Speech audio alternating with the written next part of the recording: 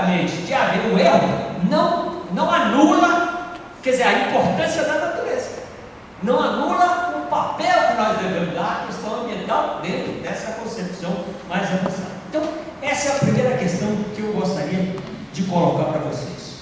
Uma outra questão, que é um fundamento marxista da questão ambiental também, é que o marxismo enfrenta as questões sociais, todas, e também a questão ambiental, de um ponto de vista nacional de nós. Então isso já nos distingue das outras coisas. Porque ao você tratar a questão ambiental sem levar em conta a questão nacional, você pode ter a maior boa vontade, termina você muitas vezes sendo levado a fazer o jogo não da nação brasileira, mas do imperialismo, que muitas vezes se utiliza da questão ambiental para exatamente ganhar base em função dos seus objetivos. Não é à toa que em países como a Bolívia, país como o Equador, país como o Brasil, se utiliza a questão ambiental para retardar o desenvolvimento dos países em desenvolvimento. Então, ao analisar a questão do meio ambiente, nós analisamos do ponto de vista nacional. É o meio ambiente como parte integrante do Projeto Nacional de Desenvolvimento. É o meio ambiente em função dos interesses do povo brasileiro, e não um discurso fantasmagórico sobre o meio ambiente, que no fundo termina sendo um objeto de empecilho ao desenvolvimento do país.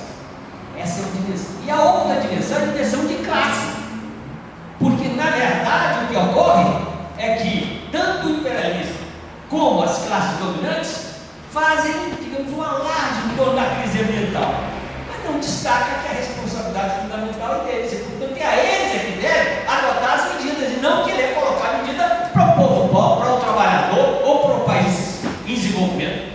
Então essa dimensão nacional e de classe é uma questão nuclear do ponto de vista da concepção marxista sobre a questão ambiental.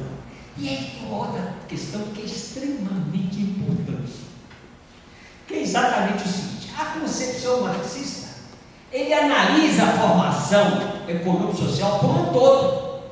Ele não pode, é errado você distanciar ou você isolar um aspecto da realidade, né? E aí nessa questão Engels tem uma afirmação importantíssima no trabalho, que tem o papel do trabalho na transformação do macaco em homem. Ele diz o seguinte, criticando o tratamento isolado das coisas, mostrando que não se pode isolar. Se você isola o desenvolvimento do meio ambiente, o meio ambiente, quer dizer, colocado de forma isolada, ele termina sendo um empecilho e a solução não só das questões sociais, mas mesmo ambiental. Se você não gera riqueza, como é que você vai resolver o problema da fome e da miséria? Se você não gera riqueza, como é que você vai resolver os próprios problemas ambientais? Você simplesmente paralisa, mas você não resolve o problema. Então está errado. Mas se você também absolutismo, trata de forma isolada o desenvolvimento, quer dizer, você não resolve os problemas sociais e você destrói a natureza, que é a lógica do desenvolvimentismo predatório. Então isso aí coloca uma questão de fundo, é que as questões têm que ser tratadas articuladamente. Não se pode tratar isoladamente, porque você comete um erro. Ele diz o seguinte: nada ocorre na natureza de forma isolada. Olha que formulação importante para nós marxistas. Nada ocorre na natureza de forma isolada.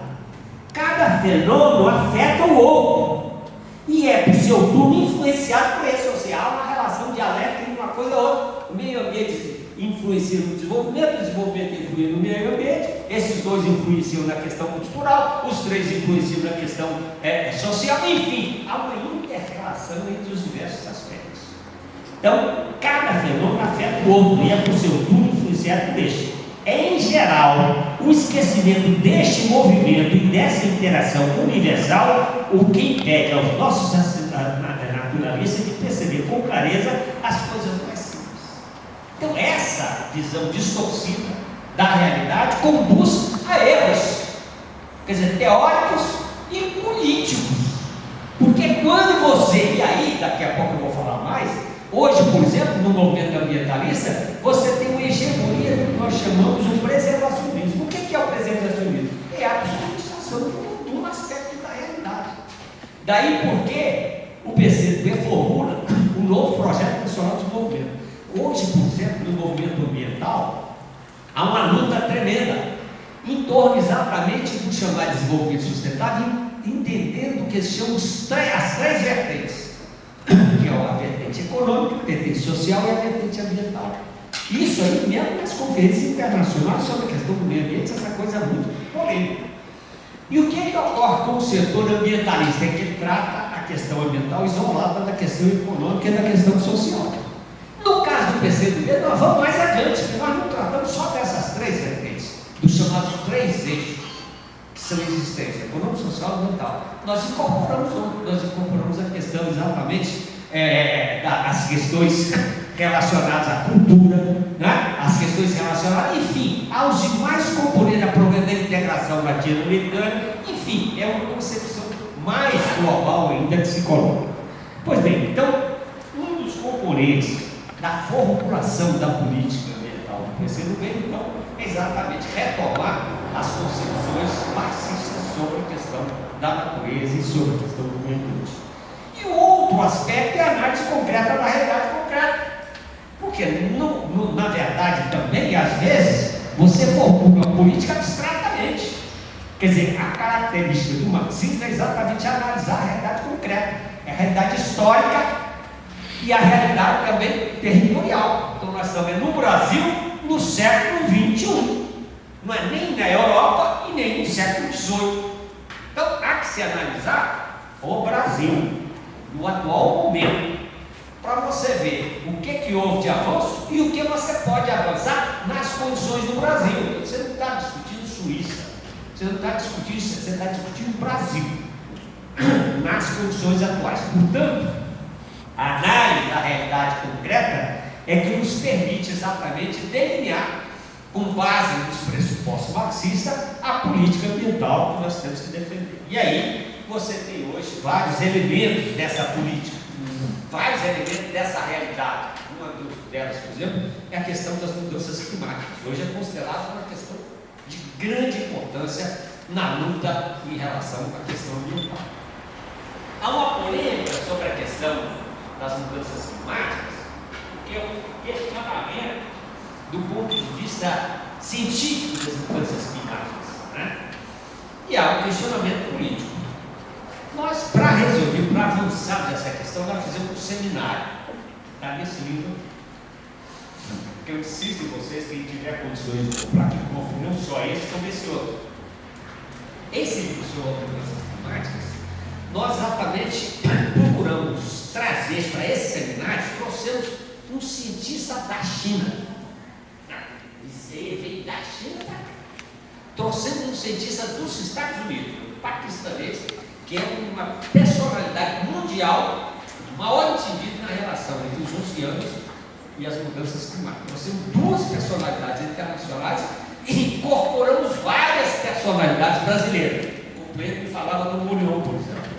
O Murion participou desse, mas participaram várias outras pessoas. E o Murion, na verdade, defendia uma posição que hoje em dia, na verdade, é altamente minoritária entre os cientistas e que não existe nas conferências internacionais. Eu passei de 3 conferências internacionais. Lá não se discute se tem ou se não tem mudanças climáticas. Isso aí hoje é resumido no fundamental. Tem questionamento top. O que se discute é o seguinte: quem vai pagar a conta dessa história? Aí é que é o X do problema. São mais políticas do que científicas. E o que ocorre é que o imperialismo, então, tenta empurrar a coisa para a responsabilidade dos países em desenvolvimento, no fundo, para retardar o crescimento dos países do terceiro mundo, sobretudo Brasil, China, Índia, etc. E evidentemente nós não aceitamos. Nós estamos que hoje a defesa que vem lá desde o protocolo de Kyoto, que é um princípio que chama-se de responsabilidades comuns, porém diferenciadas. Tudo muito bem, uma maravilha, todo mundo é responsável, só que um são mais responsáveis do outro. Os maiores responsáveis são os maiores causadores dos males. Então, esse parte de querer dizer, bom, o mundo está acabando, e aí a pobreza que resolve, pera lá. Primeiro que o mundo não está acabando, não. Vamos devagar com a dor. Segundo, é que tem que se identificar quem são os verdadeiros responsáveis. E aí é que está bem em torno dessa questão. Mas ao lado da questão das mudanças climáticas, nós temos outra questão importante, que é a biodiversidade.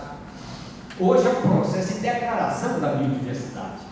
O que é a biodiversidade? São todos os elementos que fazem parte da vida, desde o micro-organismo até o macaco e até o homem. Isso tudo faz parte. Passando, evidentemente, pelas plantas, pelos animais, etc. Só que hoje a biodiversidade talvez não, sem dúvida, a mais importante matéria-prima das tecnologias presentes no futuro. Quer dizer, hoje você tem exatamente na engenharia genética, certamente a ciência que está mais avançando, está montando a concepção sobre a vida e sobre as possibilidades de você transformar próprios seres, né? O homem transformar os animais, os ambientes, etc, etc. Portanto, hoje, a biodiversidade é matéria-prima para grandes avanços científicos. E o Brasil é um país que tem a maior biodiversidade do mundo, na Amazônia. Portanto, a defesa da biodiversidade é algo fundamental. Então, o Brasil tem que investir na biodiversidade, tem que criar institutos científicos de pesquisa, que é um potencial extremamente rico que nós temos à nossa disposição. E hoje, há uma disputa internacional pelos recursos naturais, em particular a biodiversidade. Não é à toa que o imperialismo tem um interesse na Amazônia. Tem interesse na floresta, isso é secundário. Tem interesse nos minérios, mas no fundo hoje o grande interesse do imperialismo na Amazônia é a biodiversidade. Que às vezes a gente nem tem conhecimento disso. Você fala na Amazônia, está pensando talvez em minério, tá? Mas acho que o X do problema hoje, o mais importante, é a biodiversidade. E aí é o seguinte, ou nós desenvolvemos a ciência, ou nós desenvolvemos exatamente um aproveitamento dessa história, ou ela vai ficar, claro, sem ser utilizada, sem nós podermos nos apropriar. Digamos assim, a degradação da biodiversidade traz sérias consequências para a saúde, sérias consequências de você perda de recursos para alimentação, enfim, tem aí uma série. Então essa questão da crise da biodiversidade é algo importante.